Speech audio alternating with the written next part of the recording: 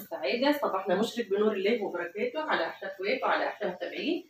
ربنا يا رب يديمكم نعمه في حياتي. ازيكم يا حبايبي، عاملين ايه؟ صباح الفلاحي، صباح الرز المعمر، صباح كل الجميل، صباحكم مشرق بنور الله. ايه رايكم في العظمه اللي احنا فيها دي على الصبح يا بنات؟ انا عامله كده، ده ايه اللي انت عاملاه ده على الصبح ده يا منى؟ انا عامله كده عندي انفار في الارض يا بنات بيشتغلوا، فقمت بدري كده عشان اجهز لهم فطار، فعملت احلى صينيه رز معمر تاكلوها في حياتكم. شايفين؟ بسم الله ما شاء الله، ولا حول ولا قوه الا بالله العلي العظيم. ربنا يا رب يصلح حالنا وحالكم ويحسن ما بين ايديكم. طبعا انا ما صورتش معاكم في الاول في تجهيز الفطار دوت، علشان انا عملت قبل كده الرز المعمر على القناه، واللهم صل وسلم وبارك عليك يا حبيب الله. اللي ما شافش الفيديو بتاع الرز المعمر على قناه ام منى يرجع للقناه ويكتب الرز المعمر على طريقه ام منى، هتظهر له الطريقه يا بنات على اليوتيوب. فانا عملت بدري، قمت بدري كده عشان الانفار بتشتغل من بدري، قلت اجهز فطار زي ما انتم شايفين كده. معايا بطاطس، اللهم صل وسلم وبارك عليك يا حبيب الله. طبعا اول حاجه عملتها الرز المعمر وحطيته في الفرن، واللي ما شافش الطريقه يرجع للفيديوهات. ومعايا بتنجان مقلي كده بالدجه، بصوا بسم الله ما شاء الله. ومعايا بيض برضو سلجاه، ومعايا فلفل اخضر جلياه برضو، ومعايا خيار واللي هو المخلل اللي انا عاملاه في بيتي. واللهم صل وسلم وبارك عليك يا حبيب الله. وبرضو عامله طعميه، طبعا انا بعمل الطعميه عندي في البيت. اللي ما شافش الطريقه يرجع للفيديوهات ويشوف كده ويقول ايه رايه.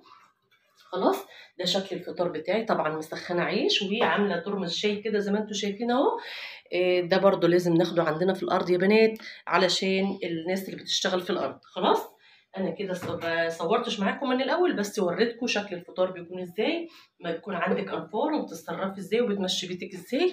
فدي الطريقه يا بنات. اللي عجبه الفيديو ما ينساش لايك للفيديو واشتراك في القناه وتفعيل زر الجرس عشان يوصل لكم اشعار بكل فيديو انا هنزله معاكم الفتره اللي جايه. تمام لحد كده؟ شايفين شكل الفطار عامل ازاي وشايفين الرز المعمر اهو؟ شايفينه في الكاميرا شكله بيكون عامل ازاي؟ بصوا فلفل بسم الله ما شاء الله لسه سخن على فكره اهو. شايفين؟ بسم الله ما شاء الله، ولا حول ولا قوه الا بالله العلي العظيم. اتفضلوا معانا الفطار بتاعنا. ما تنسوش لايك للفيديو واشتراك في القناه، وهنكمل مع بعض بقيت فيديو هنا ونشوف هيبقى ازاي وشكله يكون ازاي. ودينا الاكل للانفار ورجعت من الغيط. تعالوا بقى اشوف المطبخ بتاعي والحوض بتاعي شكله عامل ازاي. ده ترمس الشاي اللي كان فيه الشاي، طبعا كنت واخده الغيط معايا والارض يعني. خلاص، وده المواعين اسم الله بسم الله ما شاء الله. بسم الله، بتولد لوحديها كده المواعين دي. عندي شويه مواعين كده في اللهم صل وسلم وبارك عليك يا حبيب الله في الحوض، هشطبهم كده مع بعض. وده كان برطمان الطحينه خلاص كمان. هشطف انا شويه المواعين واروج المطبخ كده واخليه فله شمعه منوره. وهنشوف مع بعض ايه اللي هنعمله في الفيديو تاني. هنشوف هنعمل حاجه حلوه النهارده، يا رب تعجبكم كده وتنور رضاكم. بنحبكم في الله. ما تنسوش لايك للفيديو واشتراك في القناه. ده شكل المطبخ. بصوا الحوض ده، الحوض بس مش عايزه اوريكم المطبخ. بصوا الله اكبر الله اكبر. يلا ما علينا، مع انه والله بشطب المطبخ بالليل، بس ما اعرفش البتاع دول بيولدوا ولا ايه، مش عارفه. الحمد لله على كل حال. ربنا يدينا يا رب الصحة والعافية ونعمل كل حاجة كده يا رب. دعوة منكم حلوة ليا ولاخواتنا كل حبايبنا المتابعين. يا رب بحبكم جدا جدا. بشكركم على الكومنتات الحلوة، بشكر كل حبايبي اللي بيخشوا له على الخاص. شكرا ليكم يا حبايبي. ربنا يا رب يديمكم نعمة في حياتي ويخليكم ليا انتوا عيلتي التانية. ربنا يا رب يديمكم نعمة في حياتي يا رب ويخليكم ليا ويجعلكم كده يا رب دايما تاج على راسي من فوق. منوريني ومشرفيني حبايبي الجداد معايا في القناه. بحبكم في الله. هنكمل انا بقى ايه مع بعض كده. هشطف المواعين واشطب المطبخ واخليه فله كده، وبعد كده هنشوف هنعمل ايه مع بعض. نمسك بقى كده ايه الاطباق كده اللي غاسله فيها الرز ومجهزه فيها الفطار كده. بسم الله الرحمن الرحيم. بسم الله، اذكر الله الا بذكر الله تطمئن القلوب. ربنا يا رب يجعل لساننا عامر بذكر الله. معاكي كده يا حبيبي قلبي، وشطبي المطبخ بتاعك كده علشان تحاولي تتخلصي من اي طاقه سلبيه، لان فعلا اي ست ما بتعرفش تشتغل في المطبخ اذا كان فيه مواعين وكده. انا عن نفسي ما بعرفش اشتغل خالص في المطبخ وهو في مواعين، بحس الواحد كده الدنيا متكركبه. انما لما تشطبي الحوض بتاعك كده وتشطبيه بتروجي كده وبيبقى الدنيا تمام خالص معاكي. معايا كده بسم الله اهو زي ما انتم شايفين. قلت لا وعلى ايه شطبي مطبخك كده ونشوف الدنيا هتبقى تمام معانا، كل شمعة منورة كده، حاجة بسم الله ما شاء الله. اهو مش هياخدوا 5 دقايق معايا بالظبط ان شاء الله. استغفر ربنا سبحانه وتعالى كده، ويا رب يجعل لساننا دايما عامر بذكر الله. وانت واقفه في المطبخ يا حبيبتي حاولي كده تذكري الله وتستغفري كتير كده وانت بتشطبي كده انت مع نفسك، وحاولي تستفادي من كل وقت انت بتعمليه، وربنا يا رب يجعل تعبنا ده لينا في ميزان حسناتنا. تمام كده. شطب بس بقيه المطبخ كده مع بعض ونشوف الدنيا تمام هتمشي ازاي. خلصت المواعين، كان عندي شويه فلفل انا كنت شاريهم فقلت هعمل بيهم، كانت الدجه اللي عندي في الفريزر خلصانه، فقلت بما ان عندي الفلفل وعندي كل المكونات بتاعته قلت هعمل برطمانات دجه اللي زي كده اهي. ده اسمه البرطمان المنقذ، انا عاملاها قبل كده على القناه، اللي ما شافهاش يرجع للفيديوهات بتاعتي ويشوفها. ده يا بنات بينفعك في كل حاجه، سمك بتحطيه على المكرونه عادي، على المحشي عادي، على الكبده، على السلطه، على البتنجان، ده كله استخداماته. دي اسمه برطمان الدجه، ده فلفل وتوم وخل وليمون مالح، بتفرمي كل الكلام ده في الكبه وبرده بتعبيه عندك في البطرمان وتحطيه عندك في الفريزر بينفعك. لو عامله كميه زي اللي انا عاملاها ديت لازم تشيليها في الفريزر، انما لو عامله مثلا بطرمان واحد او كده فعادي بتحطيه في التلاجة عادي وبتستخدميه عادي. وقت ما بيتم عندي فلازم اعمله، لازم ما بستغناش عنه خالص. انتوا شايفين الفلفل كل يوم اسعاره في العالي، فخلاص فده بيكون عندك موجود، بوفر لك وقت ومجهود وبوفر لك كل حاجه. خلاص انا عملته، واللي ما شافش اللي برطمان الدجه ده بيتعمل ازاي يرجع للقناه وللفيديوهات بتاعتي هيشوف الطريقه انا عاملاها ازاي قبل كده على القناه معاكم. تمام. بعد ما خلصنا الكلام ده كله تعالوا مع بعض نشوف ايه اللي لسه باقي معانا. خلاص مع بعض كده معايا حوالي، اللهم صل وسلم وبارك عليك يا حبيب الله، ايدي يا ام منى، معايا حوالي كيلو، كيلو ونص او كيلو وربع من الدقيق زي ما انتم شايفين كده انا نخلته. خلاص هنعمل كده شويه عيش كده، بصوا اسمه العيش البطاطي او العيش اللي بنعمله يا بنات للفطار وكده. معايا ايه؟ معايا حوالي كيس من الخميره اهوت، هنفتحه مع بعض. خلاص هفضيه كده على الدقيق كله. خلاص معايا معلقه من السكر، بسم الله اهو،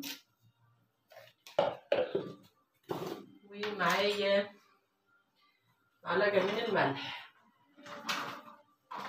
خلاص يبقى معلقه من السكر، معلقه من الملح، معلقه من الخميره اهو، هنزل لهم كلهم على الدقيق كده، وهنعجن الكلام ده كله. نعمل شويه عيش كده عشان الفطور الصبح، نقلب الكلام ده كله كده مع بعضه.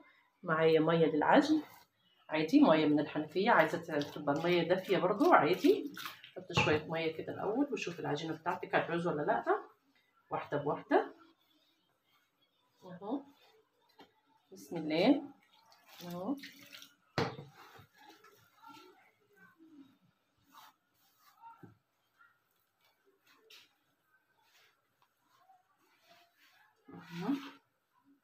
ده كيلو من الدقيق او اكتر شويه، هنقول مثلا كيلو او كيلو وربع كده كانوا عندي. هعمل منهم شويه عيش كده للفطار، بسم الله. لم كده العجينه بتاعتك لحد كده ايه ما الدقيق كله يختفي، ننزل بالميه كده سنه سنه لحد ما الدقيق اللي معايا كله في الطبق يختفي معايا. خلاص اهو،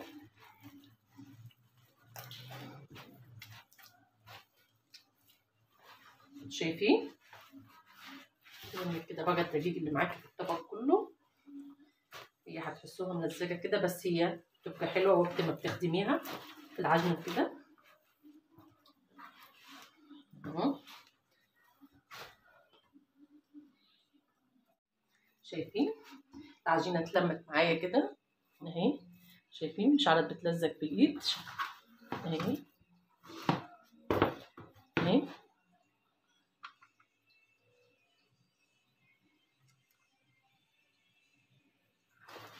اهي.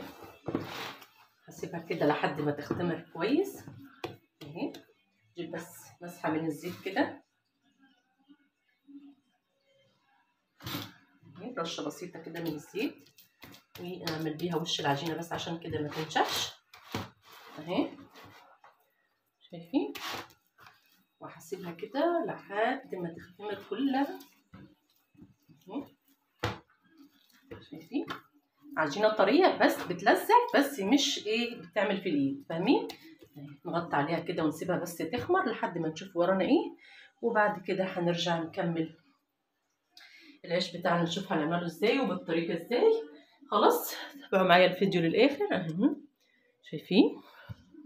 شايفين ملمس العجينه اهي، تحس ان هي طريه كده بس مش بتلزق في الايد اهي.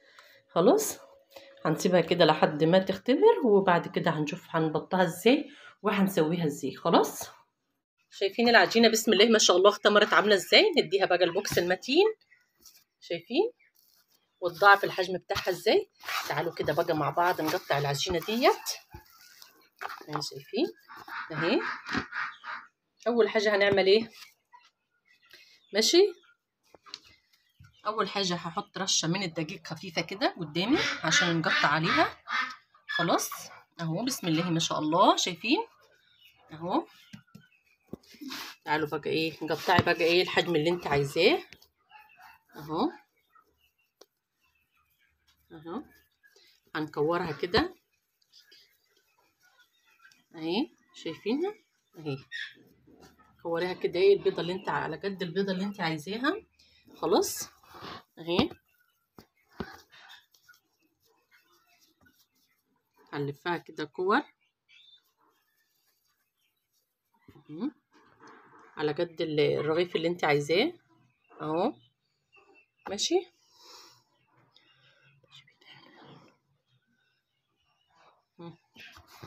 وهنكمل الكميه كده كلها تقطيع زي ما انتم شايفين كده على قد الرغيف اللي احنا عايزينه اهو. كورها اهي. شايفين؟ على حسب الرغيف اللي انت عايزاه هتقطعي عليه الكميه. تعالوا كده مع بعض شوفوا هنا كده اهو. خلاص نكمل الكميه تقطيع ونشوف مع بعض هنعمل ايه. العجين كلها زي ما انتم شايفين كده معانا.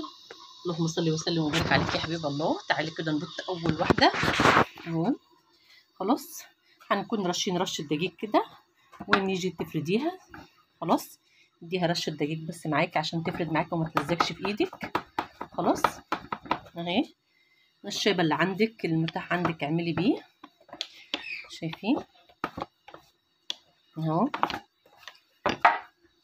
من اول قرصه عملناها في الاول هترشي رشه دقيق وبعديكي هتفردي زي ما انت شايفه اهوت اهو. خلاص انا عملت دولي عشان الكاميرا كانت فصلت. وهتفردي كده الاول بايدك وبعد كده بالنشابه اللي عندك وافردي اهو. شايفين؟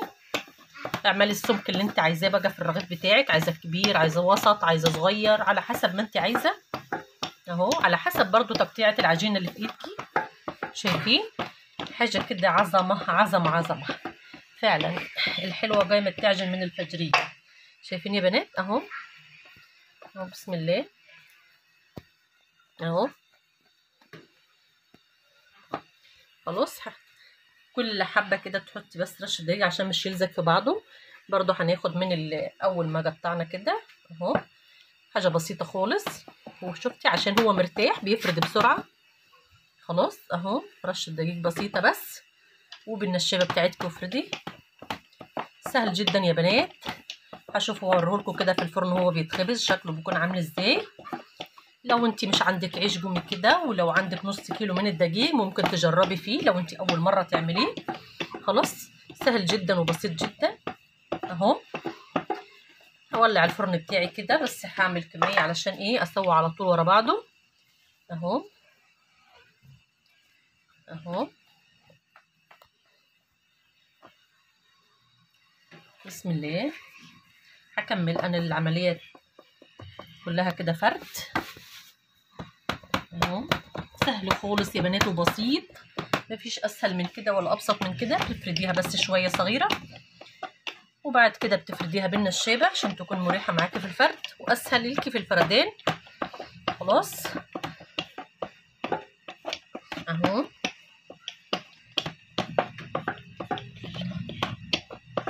كمل الكميه كده ونشوف مع بعض تسويه العيش بتكون ازاي. خلاص الله ما شاء الله ولا حول ولا قوه الا بالله العلي العظيم. شايفين؟ الله، اللهم صل على سيدنا محمد عليه افضل الصلاه والسلام. شايفين يا بنات؟ شايفين هو بيجيب ازاي في الفرن عامل ازاي اهو؟ شايفين؟ بسم الله الله اكبر، حاجه كده عظمه عظمه يا بنات. وكل ايه رايكم؟ اهو نزق ده لجوه شويه، نجيب ده كده عشان يستوي حلو. شايفين؟ الله الله، تسلم ايدك يا ام منى، وربنا تسلم ايدك، حاجه فله كده فله. يلا كده قوم انت وهي تشجعوا كده وورونا كده هتعملوا ايه. خلاص عايزه بس كده اطلع كده واوريكم كده ايه عمايل ايديا وحياة عينيا. شايفين؟ الله الله، فراني ايه وبتاع ايه. شايفين؟ ياه ياه على الحلاوه وعلى الجمال يا بنات، ياه. شايفين؟ حاجه كده فل اهو. زق ده بس كده لجوه. خلاص اهو. خلاص كمل تسويه ونوريكم العيش بقى شكله بيكون ازاي في الاخر. بنات بسم الله ما شاء الله ولا حول ولا قوه الا بالله العلي العظيم. شايفين لون العيش؟ شايفين اللون الاحمر الحلو بتاعه ده؟ بسم الله ما شاء الله ولا حول ولا قوه الا بالله العلي العظيم. عملت كميه محترمه جدا جدا من العيش. شفت الكيلو بيروح الحبيب او الكيلو ونص على حسب، والله انا ما وزنتوش، انا عملت كده بالبركه. خلاص عملت منه كميه محترمه جدا جدا جدا اهو. شايفين بالله العظيم احلى من بتاع الافران 100,000 مرة. شايفين التحميرة الحلوة دي؟ بسم الله الله أكبر. عملت كمية منه حلوة جدا جدا. ولو عجبك الفيديو يا ست الكل ما تنسيش لايك للفيديو واشتراك في القناة. بحبكم في الله، أحلى أخوات أحلى متابعين ليا في الدنيا. ربنا يا رب يديمكم نعمة في حياتي ويخليكم ليا. بحبكم في الله. يا رب تكونوا طلعتي ولو بمعلومة بسيطة من الفيديو بتاعي الحلو النهاردة ده. فيديو سهل وبسيط على طريقة أيام زمان. ما تنسوش لايك يا حبيبة قلبكم أم منى. بحبكم في الله، أحلى أخوات، والسلام عليكم.